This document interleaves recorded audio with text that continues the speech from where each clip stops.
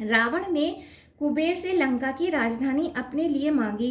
इस बात को लेकर दोनों भाइयों में भारी शत्रुता हो गई और अपने प्रिय भाई जातवेदा के मारे जाने से अग्नि को बड़ा क्रोध हुआ।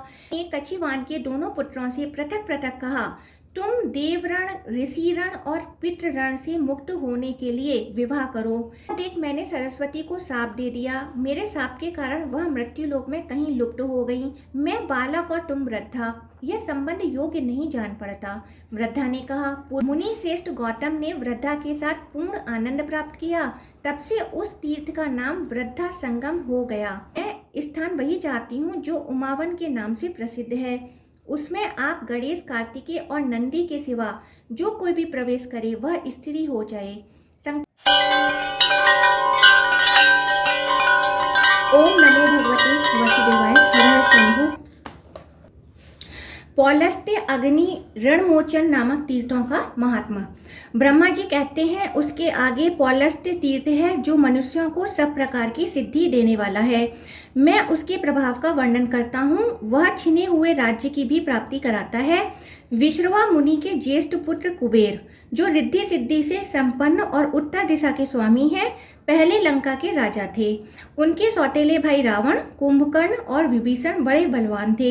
यद्यपि वे भी विश्रवा के ही पुत्र थे, तथापि राक्षस पुत्री केकसी के गर्भ से उत्पन्न होने के कारण राक्षस कहलाते थे।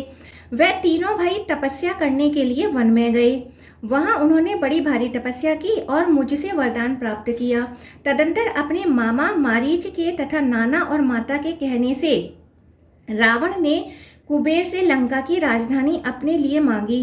इस बात को लेकर दोनों भाइयों में भारी शत्रुता हो गई। फिर तो देवताओं और दानवों में भयंकर युद्ध हुआ।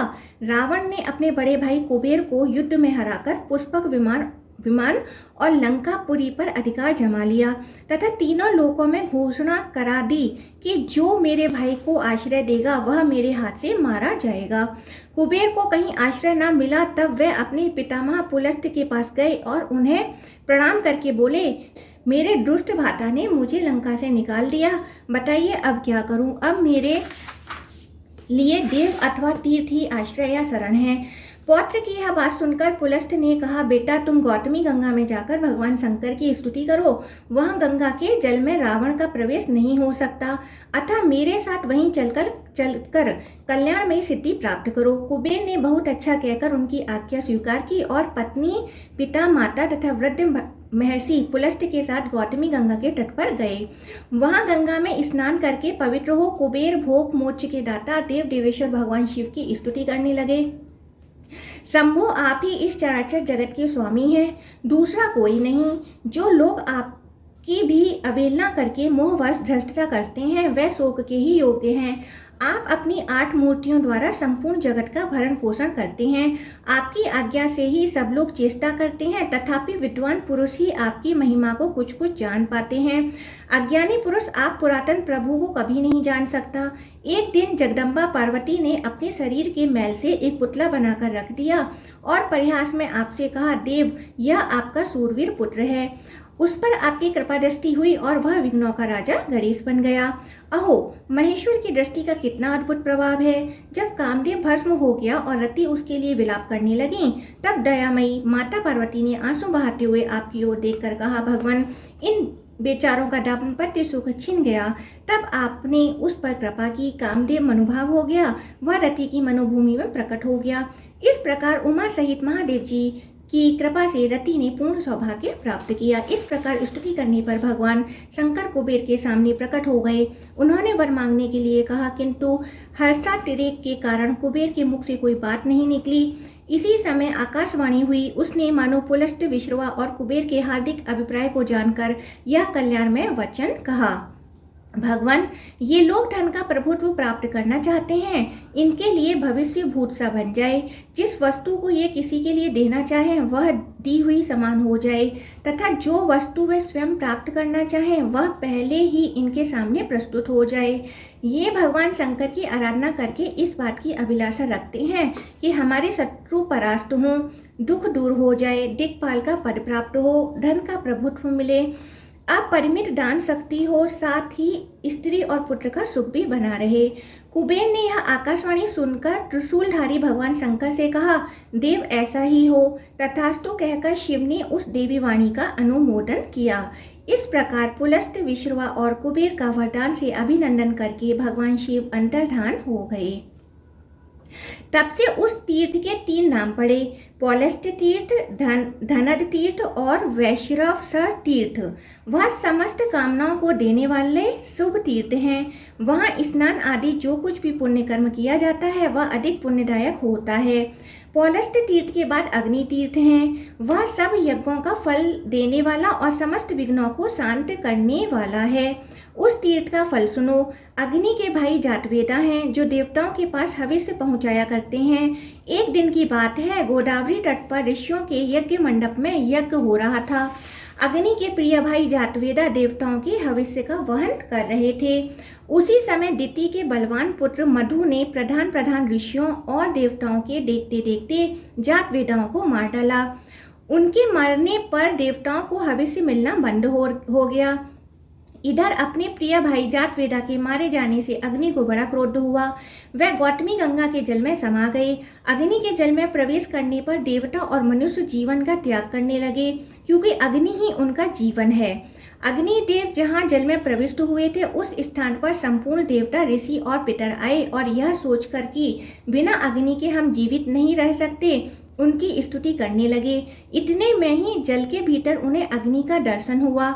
उन्हें देखकर देवता बोले, अग्नि, आप हविष्य के द्वारा देवताओं को कव्य, जो कि श्राद्ध है, से पितरों को तथा अन्न को पचाने और बीज को गलाने आदि के द्वारा मनुष्यों को जीवित कीजिए। अग्नि ने उत्तर दिया, मेरा छोटा भाई जो इस कार्य में समर्थ था चला गया। आप लोगों का काम करने में जातवेदा की जो गति हुई है वह मेरी भी हो सकती है, अतः मुझे आप लोगों के कार्य साधन में उत्साह नहीं है। तब देवताओं और ऋषियों ने सब प्रकार से अग्नि की प्रार्थना करते हुए कहा, हव्यवाहन, हम लोग आपको आयु, कर्म करने में उत्साह और सर्वत्र व्यापक होने की शक्ति देते हैं। साथ ही प्रयाज और अनुयाज भी देंगे। देवताओं के आप ही श्रेष्ठ मुख होंगे। पहली आहुतियाँ आपको ही मिलेंगी। आप जो द्रव्य हमें देंगे वही हम भोजन करेंगे। इस आश्वासन से अग्निदेव प्रसन्न हुए। उन्होंने इस लोक और परलोक में व्यापक रहने की शक्ति प्राप्त हुई। वह सर्वत्र निर्भय हो गए। जातवेदा, बृहद्दानु, सप्तार्ची, नीललोहित, जलगर्भ, समीगर्भ और यज्ञगर्भ, इन नामों से उन्हीं का बोध होने लगा। देवताओं ने अग्नि को जल से निकाला और जातवेदा तथा अग्नि दोनों के पद पर उनका अभिषेक किया। कार्य सिद्धि होने पर देवता भी अपने अपने स्थान को चले गए। तभी से वह स्थान वहिर्व तीर्थ कहलाता है। वहाँ 700 उत्तम तीर्थों का निवास है। जो जितात्मा पुरुष उन तीर्थों में स्नान और दान करता है उसे अश्वमेध यज्ञ का पूरा फल प्राप्त होता है। वहीं देवतीर्थ, अग्नि तीर्थ और जातवेदस्त्व तीर्थ भी है। अग्नि द्वारा स्थापित अनेक वर्णों के शिवलिंग का भी वहाँ दर्शन होता है।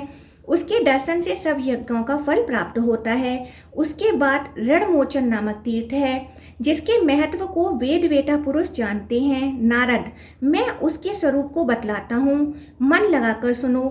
कच्छिवान का ज्येष्ठ पुत्र पृथुश्रवा था। वह वैराग्य के कारण न तो विवाह करता था और न अग्निहोत्र ही।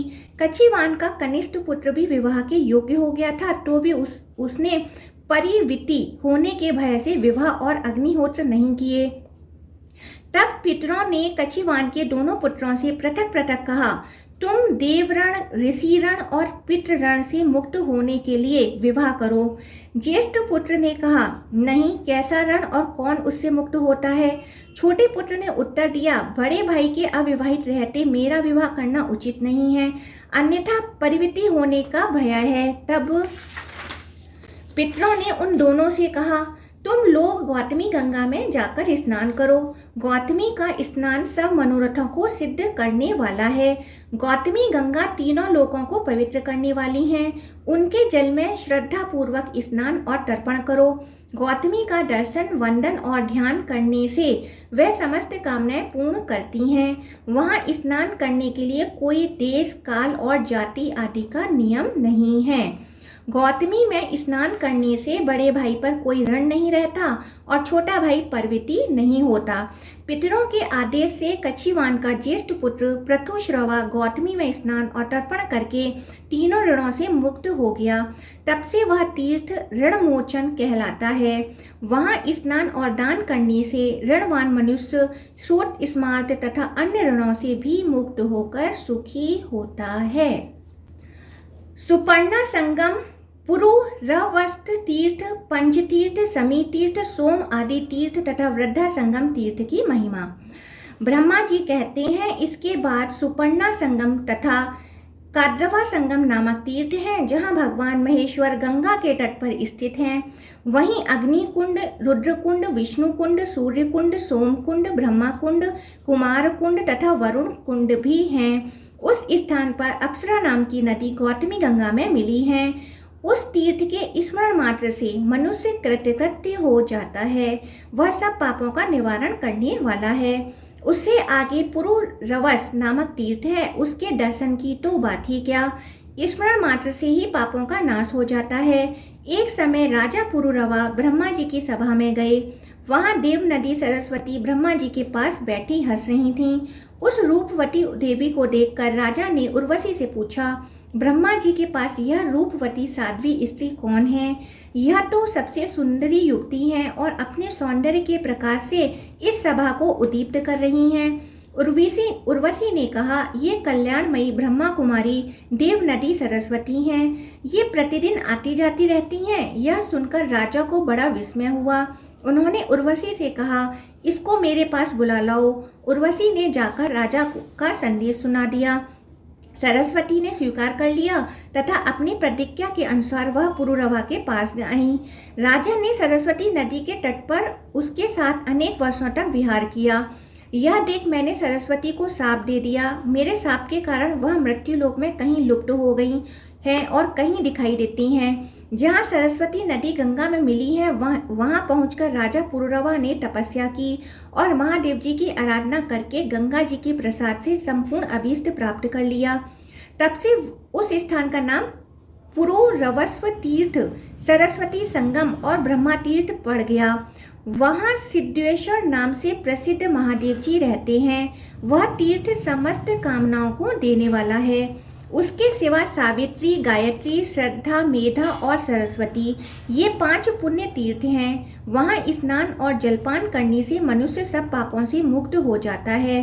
ये 5 मेरी कन्याएं हैं जो नदी रूप में परिणत हो गई हैं। जहाँ वह भगवती गंगा से मिली हैं, वहीं 5 तीर्थ हैं। वे 5 नदियाँ और सरस्वती पवित्र तीर्थ हैं। मनुष्य उसमें स्नान, दान आदि जो कुछ भी करता है, वह सब अभिलिखित वस्तुओं को देने वाला तथा ऐसे कर्म से भी बढ़कर मोक्ष का साधक माना गया है।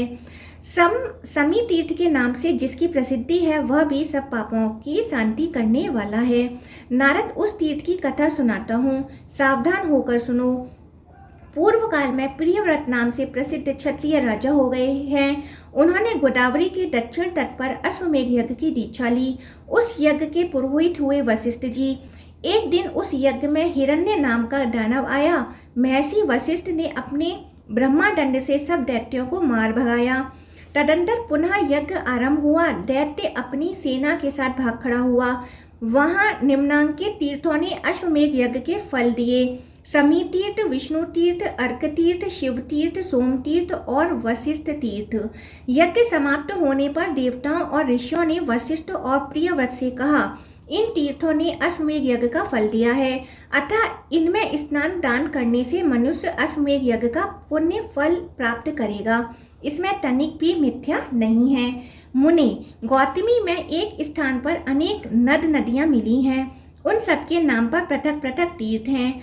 उन तीर्थों के नाम ये हैं, सोम तीर्थ, गंधर्व तीर्थ, देव तीर्थ, पुराण तीर्थ, साल तीर्थ, श्रीपर्णा संगम, स्वागता संगम, कुसुमा संगम, पुष्टि संगम, कर्णिका संगम, वैड़मी संगम, कृष्णा संगम, वासवी संगम, शिव शर्मा सिखी, कुसुम्बिका, उपारथ्या, शांतिजा, देवजा, अज, वृद्ध, सुरु और भद्र आदि। ये तथा और भी बहुत सी नद नदीगण गौतमी में मिले हैं। पृथ्वी पर जितने तीर्थ हैं, वह सभी देवगिरी पर गए थे। फिर वही क्रमशः गंगा में आ मिले। कोई नदी रूप में था और कोई नद रूप में। किसी का रूप सरोवर के आकार में था और किसी का स्रोत के आकार में। वही सब तीर्थ पृथक पृथक विख्यात हुए। उन सब में किया हुआ स्नान, जप, होम, पितृ तर्पण आदि कर्म समस्त कामनाओं की पूर्ति करने वाला और मुक्तिदायक माना गया है। जो इनके नामों का पाठ अथवा स्मरण करता है वह सब पापों से मुक्त हो भगवान विष्णु के धाम में जाता है। वृद्धा संगम नामक एक प्रसिद्ध तीर्थ है जहाँ वृद्धेश्वर नामक शिव का निवास है। उस तीर्थ की कथा सब पापों का नाश करने वाली है। पूर्व काल में एक महातपस्वी मुनि थे, उनका नाम वृद्ध गौतम था। वह जब बालक थे तब किसी तरह पिता ने उनका यज्ञोपवीत मात्र कर दिया। इसके बाद वे बाहर भ्रमण करने को चले गए। उन्हें केवल गायत्री मंत्र याद था। वह वेदों का अध्ययन और शास्त्रों का अभ्यास नहीं कर सके, केवल गायत्री का जप और अग्निहोत्र नियम पूर्वक कर लेते थे। इतने से ही उनका ब्राह्मण तत्व सुरक्षित था। विधि पूर्वक अग्नि की उपासना और गायत्री जप करने से उनकी आयु बहुत बढ़ गई। यूं भी उनकी अवस्था अधिक हो चुकी थी, किंतु विवाह न हो सका, कोई उन्हें कन्या देने वाला नहीं मिला। गौतम भिन्न भिन्न तीर्थों, वनों और पवित्र आश्रमों में भ्रमण करते रहे। घूमते घूमते शीतगिरी पर चले गए और वहीं रहने लगे। वहां उन्होंने एक रमणीय गुफा देखी जो लताओं और वृक्षों से घिरी हुई थी। उसमें एक अत्यंत दुर्बल वृद्धा तपस्विनी रहती थी। उसके सब अंग शिथिल हो गए थे। वह वीतराग ब्रह्मचारिणी थी और एकांत में रहा करती थी। उसे देख मुनि श्रेष्ठ गौतम नमस्कार के लिए खड़े हो गए। वृद्धा ने कहा, आप मेरे गुरु होंगे, अतः मुझे प्रणाम ना करें। जिसे गुरु नमस्कार करता है उसकी आयु, विद्या, धन, कीर्ति, धर्म और स्वर्ग आदि सब नष्ट हो जाते हैं। यह सुनकर गौतम बड़े आश्चर्य में पड़े। वह हाथ जोड़कर बोले, तुम वृद्धा तपस्विनी हो, गुणों में भी मुझसे बड़ी चढ़ी हो। मैं बहुत कम पढ़ा लिखा और अवस्था में भी छोटा हूँ, फिर तुम्हारा गुरु कैसे हो सकता हूँ? वृद्धा ने कहा, आस्तीर्ण पेड़ के प्रिय पुत्र ऋतव्ध्वज थे। वे बड़े गुणवान, बुद्धिमान, सूरवीर तथा क्षत्रिय धर्म में तत्पर रहने वाले थे। एक दिन वह शिकार खेलने के लिए वन में आए और इसी गुफा में आकर विश्राम करने लगे। यहाँ उन पर एक सुंदर अप्सरा की दृष्टि पड़ी। उसका नाम सुश्यामा था। वह गंधर्वराज की कन्या थी। राजा ने भी उसे देखा। दोनों के मन में एक दूसरे से मिलने की इच्छा हुई। ऋतव्ध्वज ने सुश्यामा के साथ विहार किया।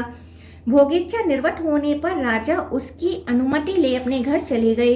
तदंतर सुश्यामा के गर्भ से मेरा जन्म हुआ। जब माता यहाँ से जाने लगी तब बोली, कल्याणी, जो पुरुष इस गुफा में पहले आ जाए वही तुम्हारा पति होगा। तब से आज तक तुम ही यहाँ आए हो, दूसरा कोई पुरुष कभी यहाँ नहीं आया। ब्राह्मण और किसी ने मेरा वरण नहीं किया है, न मेरी माता है न पिता। मैं आप ही अपनी मालिक हूँ। अब तक ब्रह्मचार्य व्रत में रही, अब पुरुष की इच्छा रखती हूँ, आप मुझे स्वीकार करें। गौतम बोले, भद्रे, मेरी अवस्था तो अभी 1000 वर्ष की है और तुम 90,000 वर्ष की हो गई हो। मैं बालक और तुम वृद्धा, यह संबंध योग्य नहीं जान पड़ता। वृद्धा ने कहा, पूर्व काल में ही आप मेरे पति नियत कर दिए गए हैं, अब दूसरा कोई मेरा पति नहीं हो सकता। विधाता ने आपको मुझे दिया है, अतः अब आप मुझे अस्वीकार ना करें। मुझ में कोई दोष नहीं है, मैं आप में भक्ति रखती हूँ। तब भी यदि आप मुझे ग्रहण करना नहीं चाहते तो आपके देखते देखते अभी अपने प्राण त्याग दूंगी। यदि अभीष्ट वस्तु की प्राप्ति ना हो तो प्राणियों के लिए मर जाना ही अच्छा है। प्रेमी जन के परित्याग से जो पातक लगता है उसका अंत नहीं है। वृद्धा की बात सुनकर गौतम ने कहा, मुझ में न तपस्या है न विद्या, मैं कुरूप और निर्धन हूँ, अतः तुम्हारे लिए योग्य वर नहीं हो सकता। पहले सुंदर रूप और उत्तम विद्या की प्राप्ति कर कर मुझे तुम्हारी बात माननी चाहिए। वृद्धा ने कहा, ब्राह्मण, मैंने अपनी तपस्या से सरस्वती देवी को संतुष्ट किया है, साथ ही रूप देने वाले अग्नि भी मुझ पर प्रसन्न हैं, अतः वागीश्वरी देवी आपको विद्या देंगी और रूपवान अग्निदेव रूप प्रदान करेंगे। यूं कहकर वृद्धा ने सरस्वती और अग्नि की प्रार्थना करके गौतम को विद्वान और सुरूपवान बना दिया। तब उन्होंने बड़ी प्रसन्नता के साथ वृद्धा को अपनी पत्नी बनाया और कितने ही वर्षों तक उनके साथ विहार किया। एक दिन वशिष्ठ और वामदेव आदि महर्षि पुण्य तीर्थों में भ्रमण करते हुए उस गुफा में आए। गौतम और उनकी पत्नी ने वहां आए हुए ऋषि मुनियों का विधिवत स्वागत सत्कार किया। उनमें से कुछ लोगों ने गौतम का उपहास करते हुए पूछा, बूढ़ी माँ, यह तो बताओ, ये गौतम तुम्हारे पुत्र लगते हैं या पोते? कल्याणी, सच सच बताना, वृद्ध पुरुष के लिए युवती स्त्री विष के समान है और वृद्धा स्त्री के लिए युवा पुरुष अमृत के समान। प्रिय और अप्रिय का संयोग हमने दीर्घकाल के पश्चात यही देखा है। गौतम और उनकी पत्नी दोनों इस परिहास को सुनकर चुप रह गए। आतिथ्य ग्रहण करके जब सब महर्षि चले गए, उनकी बातों को याद करके ये दोनों दंपति बहुत दुखी हुए। एक दिन स्त्री सहित गौतम ने मुनिवर अगस्त्य जी से पूछा, महर्षि, कौन सा देश या तीर्थ ऐसा है जहाँ जाने से कल्याण की प्राप्ति होती है? अगस्त्य ने कहा, ब्राह्मण, मैंने मुनियों के मुख से सुना है, गोदावरी नदी में स्नान करने से सब कामनाएं पूर्ण होती हैं। अगस्त्य की यह बात सुनकर गौतमी उस वृद्धा के साथ गौतमी तट पर गए और कठोर तपस्या करने लगे। उन्होंने भगवान शंकर और विष्णु का स्तवन किया तथा पत्नी के लिए गंगा जी को भी संतुष्ट किया। गौतम बोले, शिव, जिनका हृदय व्यथित है, ऐसे पुरुषों के लिए संसार में पार्वती सहित आप ही शरण हैं। ठीक वैसे ही जिस प्रकार मरुभूमि पथिकों के लिए वृक्ष ही आश्रय होता है, भगवान श्री कृष्ण आप ही छोटे बड़े सब भूतों के पापों का सर्वथा निवारण करने वाले हैं। जैसे सूखती हुई खेती को मेघ ही सींचकर हरा भरा करता है, सुधामयी तरंगों से सुशोभित गौतमी, तुम वैकुंठ रूपी दुर्ग में पहुंचने के लिए सीढ़ी हो। हम अधोगति में पड़कर संतप्त हो रहे हैं। माता, तुम हमारे लिए शरण हो जाओ। सबको शरण देने वाली गौतमी गंगा गौतम की सोच से प्रसन्न होकर बोली, ब्राह्मण, तुम मंत्र पढ़ते हो और मेरे जल से अपनी पत्नी का अभिषेक करो। इससे यह रूपवती हो जाएगी, इसके सभी अंग मनोहर होंगे, नेत्रों में भी सुंदरता आ जाएगी तथा यह सब प्रकार के शुभ लक्षणों से शोभा पाने लगेंगी। गंगा जी के आदेश से दोनों ने ऐसा ही किया। अतः उनकी कृपा से दोनों पति पत्नी सुंदर रूप वाले हो गए। उनके अभिषेक का जो जल था वह नदी रूप में परिणत हो गया। वृद्धा नाम से ही उस नदी की ख्याति हुई। गौतम ने जो शिवलिंग की स्थापना की वह भी वृद्धा के ही नाम पर वृद्धेश्वर कहलाया। वही मुनि श्रेष्ठ गौतम ने वृद्धा के साथ पूर्ण आनंद प्राप्त किया। तब से उस तीर्थ का नाम वृद्धा संगम हो गया। वहाँ किया हुआ स्नान और दान सब मनोरथों को सिद्ध करने वाला है। इला तीर्थ के आविर्भाव की कथा। ब्रह्मा जी कहते हैं, इला तीर्थ के नाम से जिस तीर्थ की प्रसिद्धि है वह मनुष्यों को सब प्रकार की सिद्धि देने वाला, ब्रह्मा हत्या आदि पापों को दूर करने वाला तथा संपूर्ण कामनाओं को पूर्ण करने वाला है। वैवस्वत मनु के वंश में इल नामक एक राजा हो गए हैं। वे बहुत बड़ी सेना साथ लेकर शिकार खेलने के लिए वन में गए। वहां उनकी बुद्धि में कुछ दूसरा ही निश्चय हुआ। उन्होंने अमात्यों से कहा, आप सब लोग मेरे पुत्र द्वारा पालित नगर में चले जाएं। देश कोष बल राज्य तथा मेरे पुत्र की भी रक्षा करें। महर्षि वशिष्ठ भी हमारे लिए पिता के समान हैं। वे भी अग्निहोत्र की अग्नियों को लेकर मेरी पत्नियों के साथ लौट जाएं। मैं अभी इस वन में ही निवास करूंगा। बहुत अच्छा कहकर सब लोग चले गए और राजा धीरे धीरे रत्न में हिमालय पर पर्वत पर जाकर वहीं निवास करने लगे। एक दिन उन्होंने उस पर्वत पर एक गुफा देखी जो नाना प्रकार के रत्नों से विचित्र शोभा पा रही थी। उस गुफा में यक्षों का राजा समन्यु रहता था। उसके साथ उसकी पतिव्रता पत्नी समा भी रहा करती थी। उस समय वह यक्ष मृग रूप धारण करके अपनी पत्नी के साथ विचर रहा था। भांति भांति के रत्नों से विचित्रित उसका वह विशाल गृह सूना पड़ा था। अतः राजा अपनी भारी सेना के साथ वहीं ठहर गए। वह यक्ष अधर्म के कोप से पत्नी के साथ मृग रूप धारण करके रहता था। उसने सोचा, इस राजा ने मेरा घर छीन लिया, मैं इसे जीत सकता नहीं और यह मांगने पर देगा नहीं, अब क्या करूं? इसी चिंता में पड़कर वह मृग रूप धारणी अपनी पत्नी से बोला, कांते, इस राजा का मन मृगया के व्यसन में आ सकते हैं। यह कैसे विपत्ति में फंसे, इसके लिए कोई उपाय सोचो। मेरा विचार है कि तुम मनोहर मृगी का रूप धारण करके इसके सामने से निकलो और इसे अपनी ओर आकृष्ट कर किसी तरह अंबिका वन में पहुंचा दो। उसके भीतर प्रवेश करते ही यह राजा स्थिर हो जाएगा। भद्रे, यह काम तुम ही कर सकती हो, मेरे लिए यह उचित ना होगा। यक्षिणी ने कहा, नाथ, अंबिका वन तो बड़ा सुंदर है, तुम उसमें क्यों नहीं जा सकते? यदि तुम भी चले जाओ तो क्या दोष होगा, यह हमें ठीक ठीक बताओ। यक्ष ने कहा, एक समय पार्वती ने एकांत में बैठे हुए भगवान शंकर से कहा, देवेश्वर, स्त्रियों की यह स्वाभाविक इच्छा होती है कि उनकी रति क्रीड़ा सदा गुप्त रहे, इसलिए मुझे ऐसा नियत स्थान दीजिए जो आपकी आज्ञा से सुरक्षित हो। मैं स्थान वही चाहती हूँ जो उमावन के नाम से प्रसिद्ध है। उसमें आप गणेश, कार्तिकेय और नंदी के सिवा जो कोई भी प्रवेश करे वह स्त्री हो जाए। शंकर जी ने प्रसन्न होकर कहा, ऐसा ही हो, इसलिए उमा के उस वन में मुझे नहीं जाना चाहिए। अपने स्वामी का यह वचन सुनकर इच्छा अनुसार रूप धारण करने वाली वह यक्षिणी विशाल नेत्रों वाली मृगी बनकर राजा के सामने आई। यक्ष वहीं ठहर गया। राजा ने मृगी को देखा। मृगया में तो उनकी आसक्ति थी ही। मृगी पर दृष्टि पड़ते ही वह अकेले घोड़े पर जा बैठे और उसका पीछा करने लगे। वह धीरे धीरे राजा को अंबिका वन तक खींच ले गई। जब घोड़े पर बैठे ही बैठे उमा वन में प्रविष्ट हो गए, तब यक्षिणी ने मृगी का रूप छोड़कर दिव्य रूप धारण कर लिया और अशोक वृक्ष के नीचे खड़ी हो राजा को देखकर हंसने लगी। पति की कही हुई बात को याद करके वह राजा से बोली, सुंदरी इला, तुम अकेली अबला घोड़े पर चढ़कर पुरुष के वेश में कहाँ जाती हो? किसके पास जाओगी? उसके मुख से इला शब्द सुनकर राजा क्रोध से मूर्छित हो उठे और यक्षिणी को डांटकर मृगी का पता पूछने लगे। यक्षिणी ने पुनः कहा, इले इले, अपने आप को अच्छी तरह देख तो लो, फिर मुझे मिथ्यावादिनी या सत्यवादिनी कहना। तब राजा ने देखा उनकी छाती में 2 ऊंचे ऊंचे स्तन उभर आए हैं। यह मुझे क्या हो गया? यह कहते हुए राजा चकित हो गए। उन्होंने यक्षिणी से पूछा, सुव्रते, यह मुझे क्या हो गया? इस बात को आप ठीक ठीक जानती हैं, अतः बताइए आप कौन हैं, इसका भी परिचय दीजिए। यक्षिणी बोली, हिमालय की श्रेष्ठ गुफा में मेरे पति यक्षराज समन्यु निवास करते हैं। मैं उन्हीं की पत्नी हूँ। जिस शीतल कंदरा में आप ठहरे हुए हैं वह हमारा ही घर है।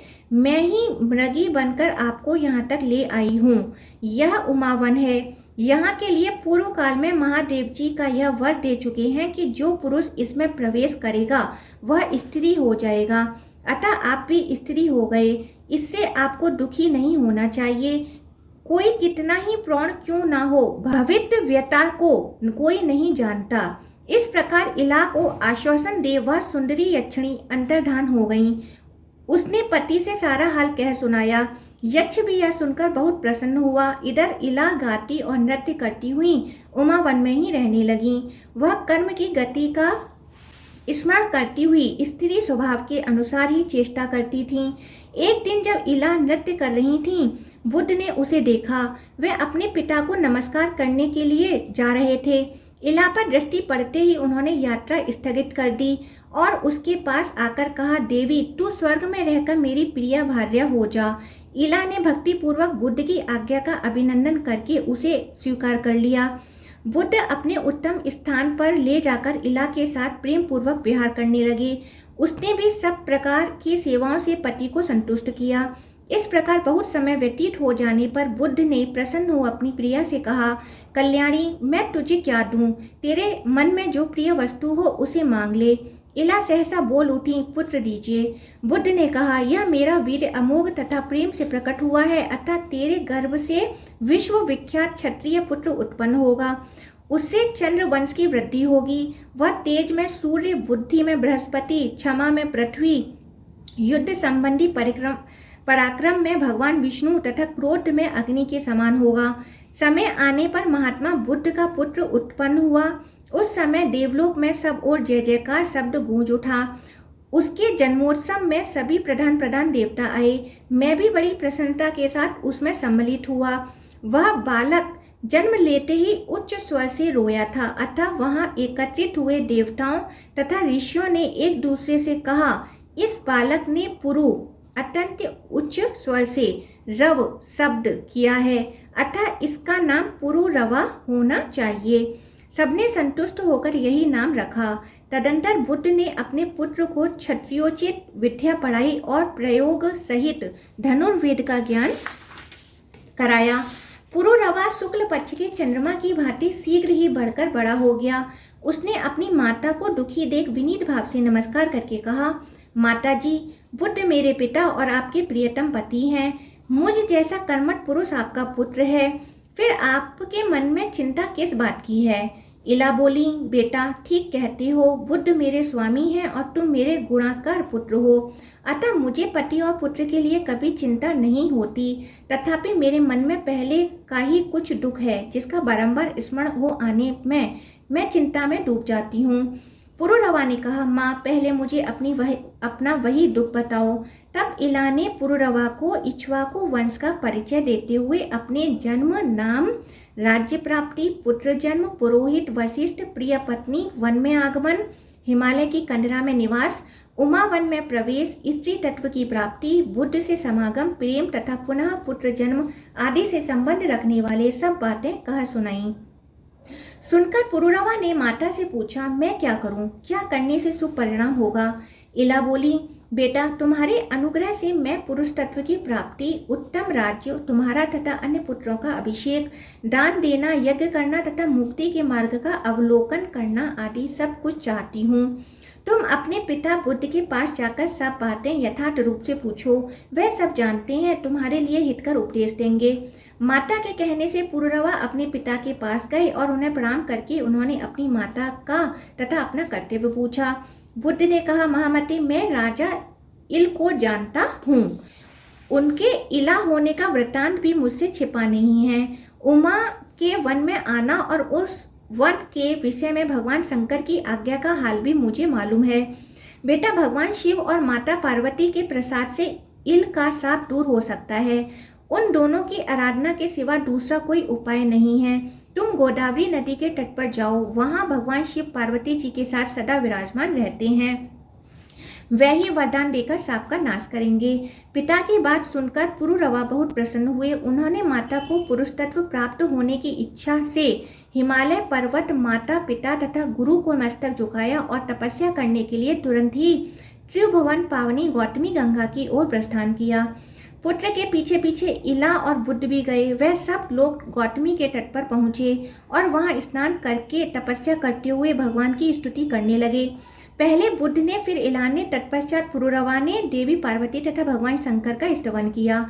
बुद्ध बोले, जो अपने शरीर को केसर से स्वभावतः सुवर्ण के सदृश कांतिमान एवं सुंदर दिखाई देते हैं, कार्तिकेय और गणेश जी के द्वारा जिनकी सदा अर्चना होती रहती है, वह शरणागत वत्सल उमा महेश्वर मुझे शरण दें। इला बोली, संसार के त्रिविध ताप रूपी दावानल से दग्ध होने वाले देहधारी, जिनका चिंतन करने से तत्काल परम शांति को प्राप्त होते हैं, वह कल्याणकारी उमा महेश्वर मुझे शरण दें। देव, मैं आर्त हूँ, मेरे हृदय में बड़ी पीड़ा है। क्लेश आदि से मेरी रक्षा करने वाला आपके सिवा दूसरा कोई नहीं है। शरणागत की रक्षा करने वाले आपके जो दोनों परम पवित्र चरण हैं, वह मुझे शरण दें। पुरुरवा बोले, जिनसे इस जगत की उत्पत्ति होती है तथा प्रलय काल में यह सब जिनके ही भीतर लय को प्राप्त होता है, वह संसार को शरण देने वाले जगत आत्मा उमा महेश्वर मुझे शरण दें। देवताओं के समुदाय में एक महान उत्सव के अवसर पर गिरिराज कुमारी पार्वती ने महादेव जी से कहा था, ईश, आप मेरे दोनों चरण पकड़ें। इस पर शिव जी ने अत्यंत प्रीतिवश पार्वती जी के जिन दोनों शरणागत पालक चरणों को ग्रहण किया था, वह मुझे शरण दें। यह स्तुति सुनकर उमावर महेश्वर प्रकट हो गए। भगवती उमा ने कहा, तुम लोगों का मनोरथ क्या है, बताओ, मैं उसे पूर्ण करूंगी। तुम्हारा कल्याण हो, तुम सब लोग कृतार्थ हो गए। जो वस्तु देवताओं के लिए भी दुर्लभ हो, वह भी मैं तुम्हें दूंगी। पुरुरवा बोले, जगदम्बिके, राजा इल अज्ञानवश आपके वन में घुस गए थे। देवेश्वरी, आप उनके उस अपराध को क्षमा करें और पुनः उन्हें पुरुष तत्व दें। पार्वती ने भगवान शंकर की सम्मति के अनुसार तथास्तु कहकर उन सबकी प्रार्थना स्वीकार की। इसके बाद शिव जी ने कहा, राजा इल गौतमी गंगा में स्नान करने मात्र से पुरुष हो जाएंगे। तब बुद्ध की पत्नी इला ने गंगा में स्नान किया। स्नान के पश्चात इला के शरीर से जो जल चू रहा था, उसके साथ उसके नारी जनोचित सौंदर्य, नृत्य और संगीत भी गंगा की धारा में मिल गए। वह ही नृत्या, गीता और सौभाग्य नाम की नदियों के रूप में परिणत हुए। वह नदियां भी गंगा में आ मिली। इससे वहाँ 3 पवित्र संगम हो गए। उनमें किया हुआ स्नान और दान इंद्र पद की प्राप्ति कराने वाला है। शिव और पार्वती के प्रसाद से पुरुष तत्व प्राप्त करने के पश्चात राजा इल ने महान अबुध्य की सिद्धि के लिए वहां अश्वमेध यज्ञ किया। पुरोहित वशिष्ठ अपनी पत्नी, पुत्र, अमात्य, सेना और कोष को भी लाकर उन्होंने वह यज्ञ संपन्न किया। दंडक वन में इल ने चतुरंगनी सेना सहित राज्य की स्थापना की। वहाँ इल के नाम से विख्यात उनका नगर भी है। सूर्य वंश की परंपरा में जो उन्होंने पहले पुत्र उत्पन्न किए थे, उनको राज्य पर अभिषिक्त करके पीछे स्नेहवश पुरुरवा का भी अभिषेक किया। ये राजा पुरुरवा ही चंद्रवंश के प्रवर्तक हुए। जहाँ राजा को पुरुष तत्व की प्राप्ति हुई, वहाँ गौतमी के दोनों तटों पर 16,000 तीर्थों का निवास है। वहाँ इलेश्वर नामक भगवान शंकर की भी स्थापना हुई है। उन तीर्थों में स्नान और दान करने से संपूर्ण यज्ञों का फल प्राप्त होता है। ओम नमो भगवते वासुदेवाय। हर हर शंभो।